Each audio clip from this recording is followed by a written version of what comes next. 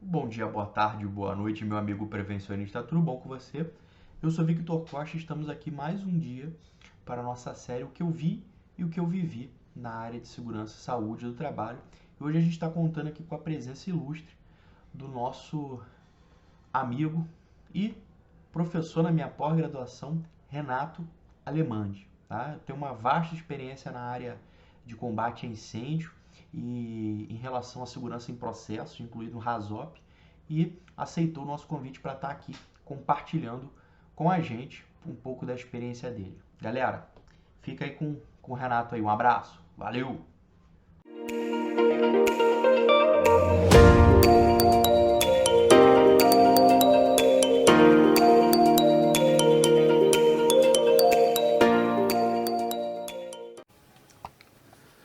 Bom dia, gente. Meu nome é Renato Alemandi, eu sou engenheiro de segurança, eu sou engenheiro mecânico também. Trabalhei muitos anos como engenheiro de segurança de processo e também como engenheiro de segurança contra incêndio. Eu queria agradecer ao pessoal do grupo a oportunidade de falar um pouco sobre segurança de processo. Então, eu vou apresentar de uma forma bem sucinta o que nós trabalhamos com segurança de processo. Eu preparei alguns slides aqui que estão no meu computador e eu vou começar a conversar com vocês sobre esses slides. Primeiramente, vamos falar sobre análise de risco.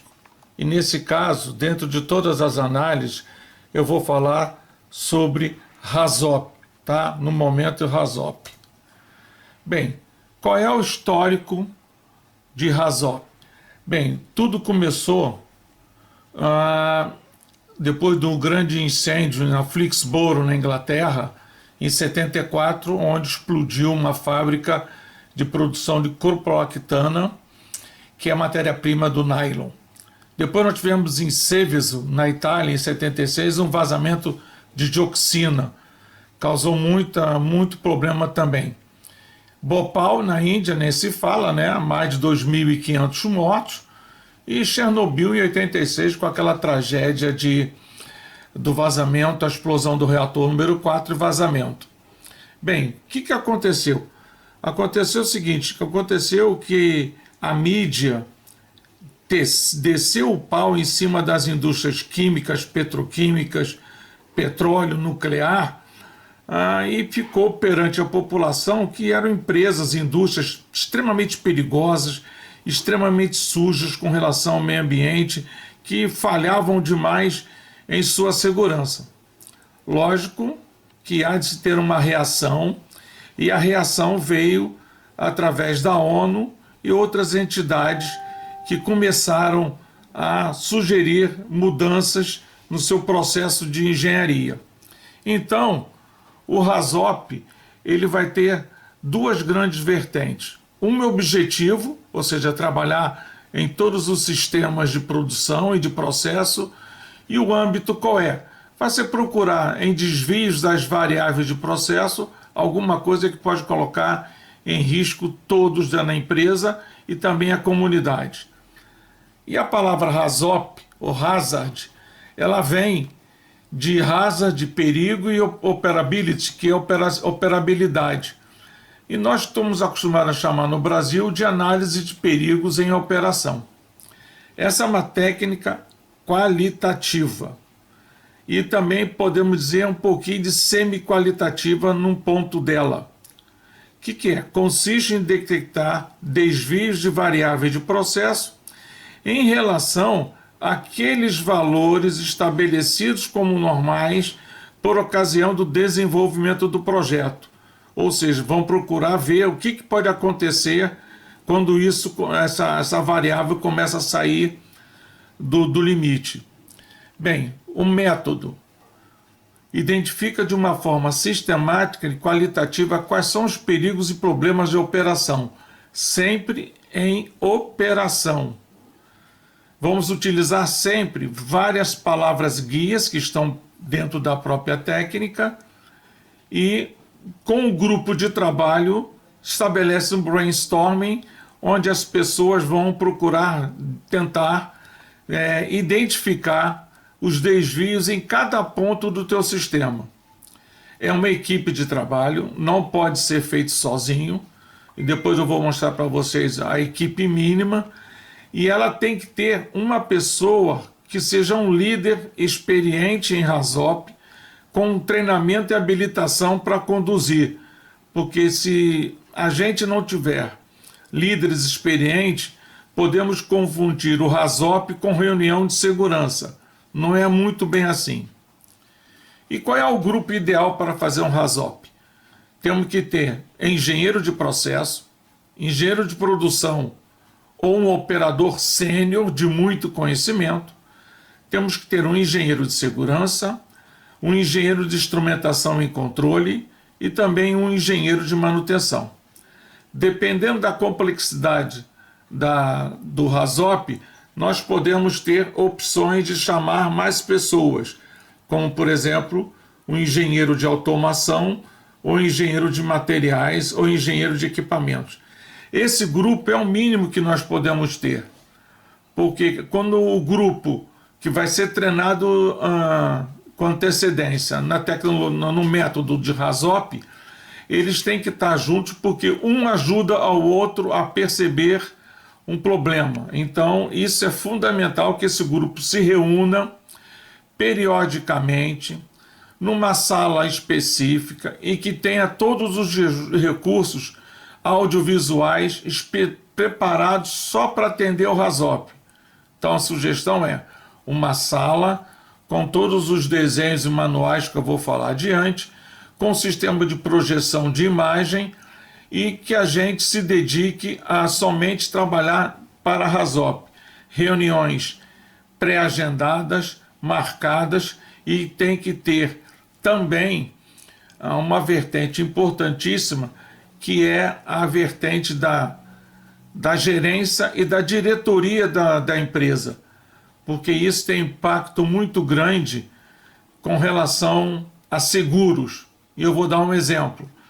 Qualquer seguradora internacional ou nacional, ou até uma resseguradora, quando ela vem visitar a empresa para fazer uma avaliação de todo o complexo, para fins de estipular uma taxa de seguro-incêndio ou de explosão, com certeza essa equipe vai querer ver os RASOPs originais e as revisões de RASOP.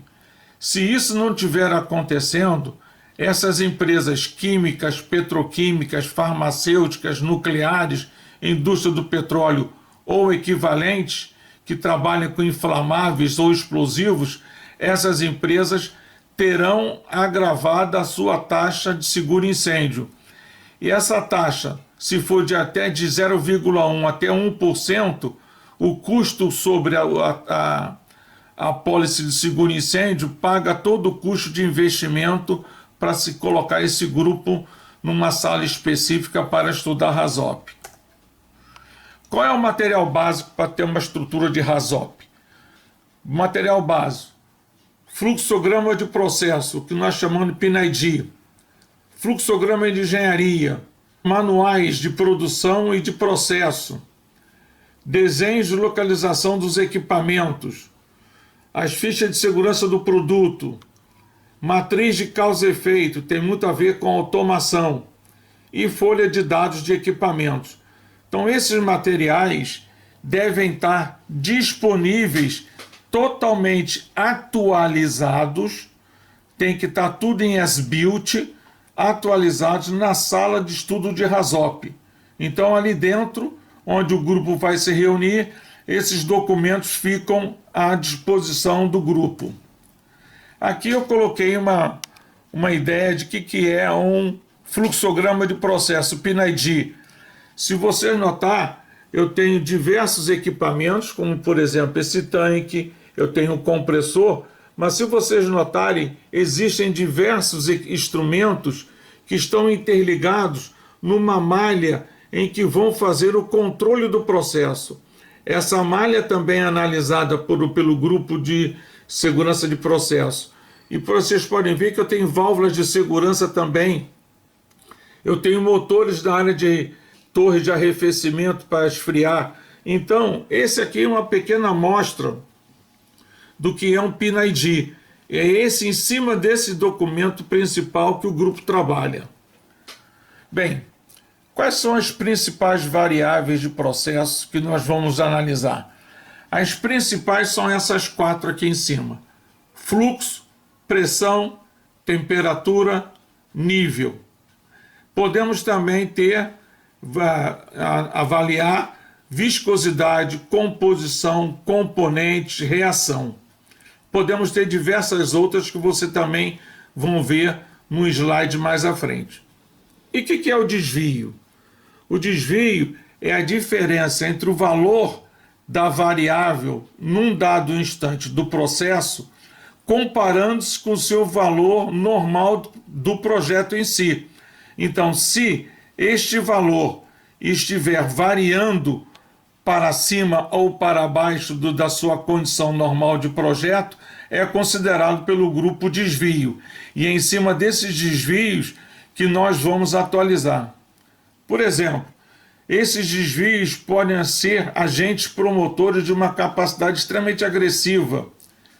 Por exemplo, a pressão alta pode romper uma tubulação e conduzir a um incêndio ou tragédia maior. Então, isso é a base do nosso RASOP. Aqui estão os desvios principais em que eu falei. Por exemplo, fluxo tem 4 subsistemas: o fluxo maior do que o normal, o fluxo menor do que o normal, o fluxo nenhum e o fluxo reverso. O fluxo reverso pode ser, por exemplo, uma falha de uma válvula de retenção ou o motor girar ao contrário. O outro também é pressão maior ou pressão menor, temperatura maior, temperatura menor, nível maior, nível menor. Mas também existem outros: composição, contaminação, inclusive contaminação pessoal, reação, segurança. No caso de um incêndio externo, que pode, pelo calor, induzir a pressão e temperatura maior, viscosidade maior, viscosidade menor. Isso pode acontecer se você tiver um produto dentro de um tanque em que tem serpentina de aquecimento ou de resfriamento. Se falhar a entrada de vapor ou de água, a temperatura do produto pode sair do seu normal e a viscosidade com isso também se alterar. A partida inicial do processo também pode acontecer. E o que significa desvio? Um desvio maior é um aumento quantitativo de uma propriedade física relevante. Menor, logicamente, é o oposto, é uma diminuição quantitativa de uma propriedade física relevante, e o fluxo nenhum é a completa negação das intenções de projeto. E o reverso, lógico, é o oposto, lógico, à intenção também de projeto. Então, esses são os desvios básicos.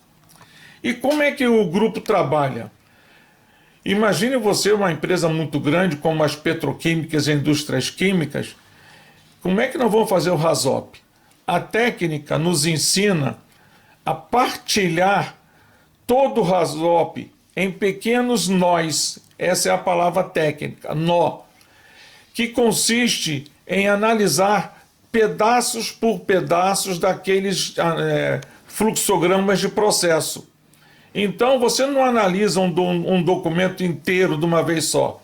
Você os divide em pequenos nós e você vai analisando um de cada vez. Quer dizer também que se você estiver analisando um nó num determinado ponto, ele pode ter um instrumento que esteja colocado lá longe em outro local que possa ser afetado por essa decisão que está sendo avaliada aqui. Portanto, é muito importante que se tenha todos os fluxogramas de processo e todos os documentos à mão para que o grupo possa fazer a avaliação. Qual é o critério que a gente pode utilizar para selecionar um nó? Por exemplo, quando ocorre uma mudança do estado ou composição relevante do produto.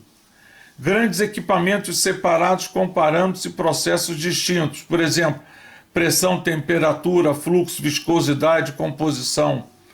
Outro modo de você também separar um nó interfaces com outros sistemas que possam interferir ou sofrer interferência do sistema que nós estamos estudando.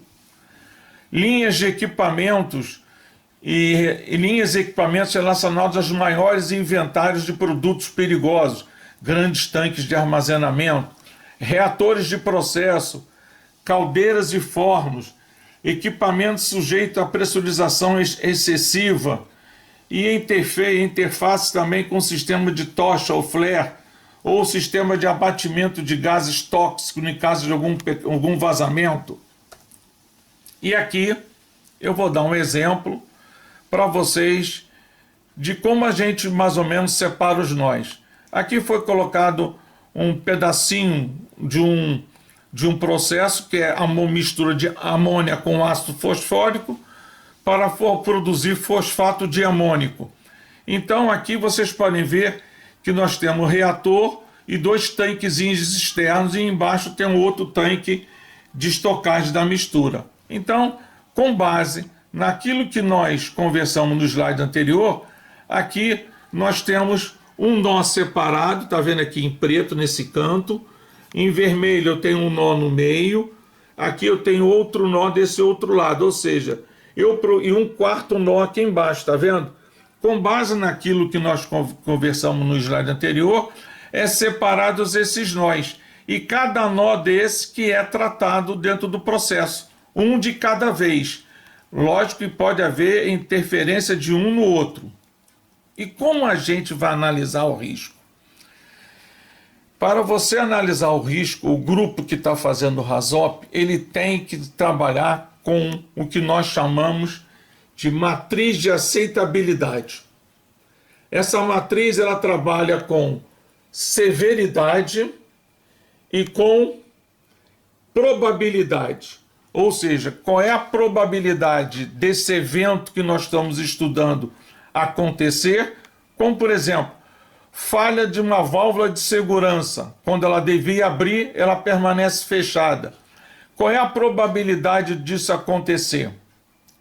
E se essa válvula abrir, qual é a severidade que pode advir dessa válvula abrir ou não abrir quando foi chamada a funcionar? Então, o grupo daqueles engenheiros analisa isso e classifica o risco. Se esse risco cair onde tem células de cor verde, que é o chamado risco baixo, ele é aceito.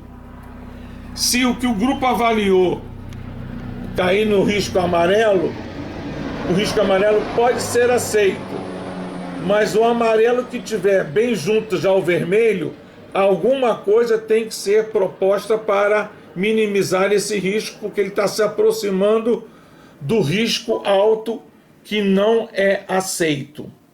Então, sempre que cair no risco vermelho ou risco alto, alguma coisa vai ter que ser feita para que esta seta que está no meio do desenho seja a seta de trabalho, ou seja, trazer os riscos identificados com ações de modo que ele caia sempre no lado vermelho. As probabilidades, elas têm em algumas planilhas dessa de matriz de aceitabilidade, elas têm até um indicador. Podemos dizer assim, uma vez por ano, uma vez a cada 10 anos, uma vez a cada 100 anos, uma cada vez em 1000 anos, uma cada vez a 1 milhão de anos, uma cada vez a 10 milhões, e assim vai, de anos ou ciclos, tá? Podem ser ciclos de funcionamento também. Tem muitas matrizes, junto da probabilidade, vem esse indicador numérico para facilitar ao grupo. E se o grupo não tiver expertise para saber se a probabilidade é rara, baixa, média, alta ou quase certa? Existe um livro em que eu vou recomendar a vocês, chama-se OREDA, O-R-A-D-E, OREDA. OREDA é uma compilação de probabilidade de falha de qualquer instrumento, equipamento ou malha de segurança, de modo que vocês podem pesquisar ali dentro desse livro qual é a probabilidade de falhar um equipamento que você está analisando, ou uma instalação, ou um instrumento. Então, o OREDA, ele pode ser baixado em PDF que tem na internet, tá ok? É muito importante que esse livro esteja à disposição do grupo. E por último aqui, eu vou mostrar para vocês a planilha base de um RASOP. Primeiramente, no canto esquerdo, a gente vai identificar a unidade e a empresa, em vermelho, o grupo que está elaborando, todo o nome de todo mundo. Depois, aqui do lado, nós vamos identificar qual é o sistema, por exemplo, aquecimento de produto, resfriamento de produto. E embaixo, a referência é o PIN-ID que está sendo, ou seja, o fluxograma de processo que o pessoal está utilizando no momento do RASOP. No canto da direita, nós temos a data em que se iniciou o RASOP e o número do nó naquele cantinho direito. Por exemplo, vamos aqui numerar, número 1, aí é do lado do item 1. Fluxo nenhum. Qual é a causa que eu posso ter de fluxo nenhum? Por exemplo, falha fechada da válvula de controle quando deveria estar aberta. Falha, fechamento indevido de válvula de bloqueio que alimenta o produto. Falha do sensor de pressão que mandou fechar uma válvula e assim vai. Ou seja, causas diversas que o grupo vai identificar. Cada causa tem que ser tratada numa linha, ou seja, o fluxo nenhum pode ter diversas linhas de causas. Para cada causa, a pessoa, o grupo vai ter que avaliar quais são os fatores relevantes que estão envolvidos nesse momento. Quais são os atenuantes? São barreiras que existem e estão implantadas para evitar o risco, como por exemplo, se falhar o transmissor de pressão, eu tenho um alarme na sala de controle no painel principal. Se falhar o sensor de pressão, eu tenho uma válvula de segurança que vai abrir e retornar o produto. E assim vai diversos. Eu tenho procedimento de inspeção de tubulação, equipamentos e bombas. Então, eu tenho análise de risco, eu tenho um monte de assuntos que vocês vão colocar, tudo aquilo que o grupo entender que é uma barreira implementada que pode evitar o risco. Porém, se identificar também um agravante, tem que ser listado. Por exemplo, eu tenho um tanque de armazenamento de produto, mas o dique de contenção de produto é de volume menor do que o volume do tanque. Opa, isso é um agravante. E assim o grupo vai trabalhando. Depois de ter fluxo nenhum, todas as causas, todos os fatores relevantes, o grupo vai informar qual é o efeito possível desse fluxo nenhum com estas causas e com esses agravantes. Efeito, por exemplo, naquele que eu falei da falha do dique, eu posso ter transbordo de produto e produzir um incêndio de poça. Se falhar um transmissor de pressão, eu posso ter uma explosão, eu posso ter transbordo de produto inflamável e por aí vai. Então, os efeitos também são tratados de um por um que o grupo listar. De posse desses quatro, fluxo nenhum, causa, atenuantes e agravantes, efeito, aí o grupo passa para analisar qual é a severidade desse evento acontecendo e qual é a frequência que pode acontecer deste evento. Então, com a severidade e a frequência, na matriz você tem o risco, baixo, médio ou alto. Eu sugiro botar a letra no meio do risco e pintá-la na cor verde, amarela ou vermelha. Se o grupo identificar e colocar alguma recomendação é mandatório, ou seja, tem que ser implementado pela empresa em curto prazo, porque o risco está alto. E quando eu coloco uma recomendação quando o meu risco ficar em amarelo, próximo do vermelho, ou em vermelho. Sempre que tiver um amarelo próximo do vermelho ou um vermelho, eu tenho que ter recomendações que vão atenuar o risco. A sugestão 01, 02, 03 se deve implementar a médio prazo. E qualquer observação que o grupo acha que tem que colocar, observação 01, 02, deve implementar em longo prazo. Aqui no canto à direita, nós temos uma coisa muito importante.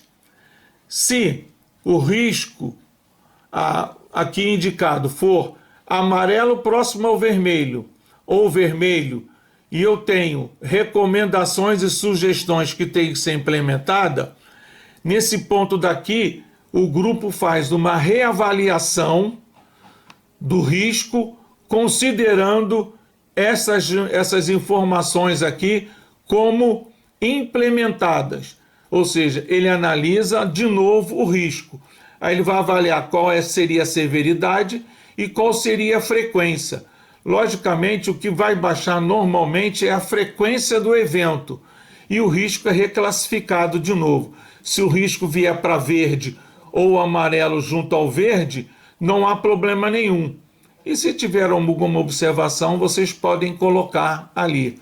Ou seja, essa planilha você vai fazer para fluxo nenhum, para fluxo menor, para fluxo maior, fluxo reverso, pressão, todos aqueles desvios que nós identificamos e que são recomendações da própria técnica. Outra coisa importante para finalizar: o RASOP não pode ser feito uma só vez. O RASOP tem que ter uma periodicidade de revisões. Ou seja, se eu fiz um RASOP este ano, em 2020, no mais tardar, em 2025, esse RASOP vai ter que ser revisto. Pode ser revisto até por outra equipe, mas ele tem que ser revisto. Por quê? Nesse intervalo podem acontecer algumas modificações de projeto ou até passar alguma coisa que não foi percebido na época, mas que depois pode ser percebido. Então o RASOP tem que ser reavaliado no máximo a cada 5 anos. E se o grupo encontrar um risco vermelho aqui, ou um amarelo junto ao vermelho, o grupo tem que fazer um relatório, vai ter que anexar esse RASOP, um relatório com as recomendações e sugestões, e esse grupo vai passar esse relatório bem detalhado. A recomendação geralmente já é a solução para o problema. Esse relatório vai para a mão do gerente, que deve ser analisado, depois vai para a mão do diretor, e esse relatório vai ter que chegar ao conselho administrativo, porque o conselho administrativo não vai querer que esse evento aconteça e que ele possa ter problemas de mortes na sua empresa, danos ao meio ambiente, danos às empresas, à comunidade e também a imagem da empresa, com o nome da empresa, e a tragédia em jornal nacional é o equivalente. Então, é muito importante que esses relatórios sejam feitos mensalmente. Se não houver nada, ele mostra o progresso do grupo, e se houver algum risco alto, tem que mandar para cima, ok? E era isso que eu queria deixar para vocês, e também eu fico à disposição de vocês para, no caso de querer bater um papo ou alguma ajuda, fiquem à vontade. Eu vou deixar meu endereço aí também no grupo, apesar do primeiro slide ter meus contatos. O meu e-mail é renatoalemande, A2Ls e demudo no fim, @gmail.com. O meu zap aqui do Rio de Janeiro, que é 21 987 034 588. Gostaria de dizer para vocês que, no momento, eu estou com amigos fazendo um RASOP de uma indústria de produtora de óleo lubrificante, fora do Rio, através de reuniões de Skype ou equivalente. Ou seja, esse processo é muito importante e pode salvar muitas vidas, pode garantir o nosso emprego, garantir a continuidade do negócio e retorno de investimento aos capitalistas. Tenham todos um bom dia e muito obrigado mais uma vez ao pessoal, aos administradores do grupo, por poder trabalhar dessa maneira. Muito obrigado e bom dia.